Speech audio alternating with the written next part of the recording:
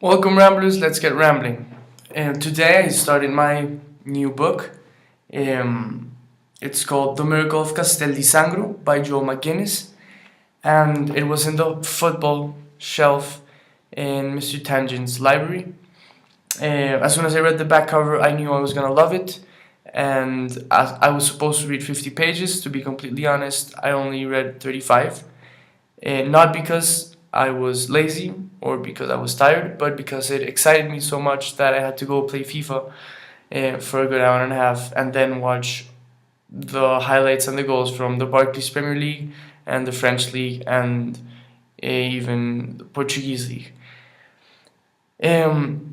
This book starts off by describing a journey to a horrible little Italian town which Frommer's Guide to Italy describes as impoverished and visually stark, one of the poorest and least visited regions in the country. Um, and the author then proceeds to quote other travel guides and authors that describe the town of Castel di Sangro and the region it is located in. The author doesn't disclose why he's going to such a horrible and uncharismatic place.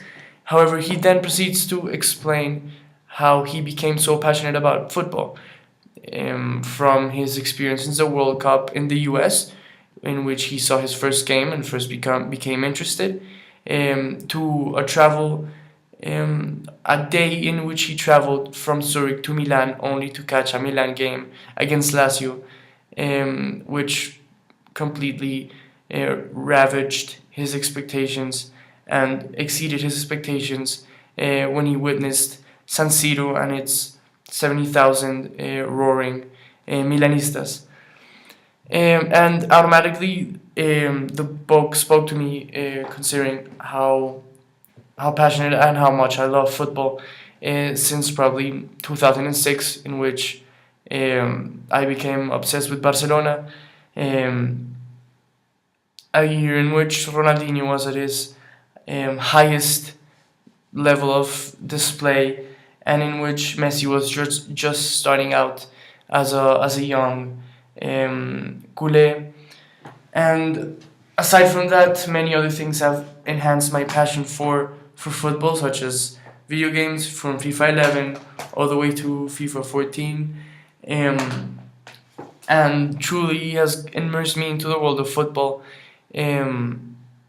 And even though I had considered its cultural value to Europe, such as the Boxing Day in England or El Clásico in Spain, or the many derbies and other important matches around the world, in Italy especially, John McGuinness clearly exposes how it's such a key aspect in their cultural day-to-day life, and how it's just so immersed and so entangled with how Italians live their life and view their country and their expectations and their surroundings.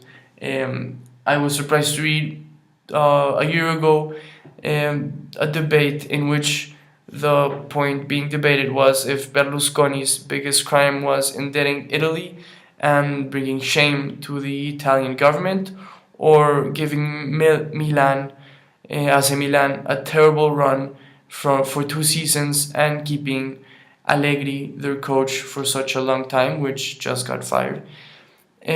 So we can clearly see how it's such an important aspect for Italians and most Europeans and even many countries in Latin America. And I mean, the back cover states that the story is not only humorous, but it encapsulates the story of this town, Castel di Sangro, and how its small calcio team rose through the ranks and was even considered a miracle in the town and by many other Italians. Um, Again, it speaks to me clearly. A story of an underdog for me is the best story you can have in football. Teams like Southampton this season for me, even Arsenal, or Atletico Madrid breaking through in the hierarchy of La Liga. Um, and I, as you can see, I'm very excited about continuing to read. I'll probably reach my 50-page mark by the end of the night, and I look forward for my next blog and my increased level of playing FIFA for the next month in which I read this book. Thank you.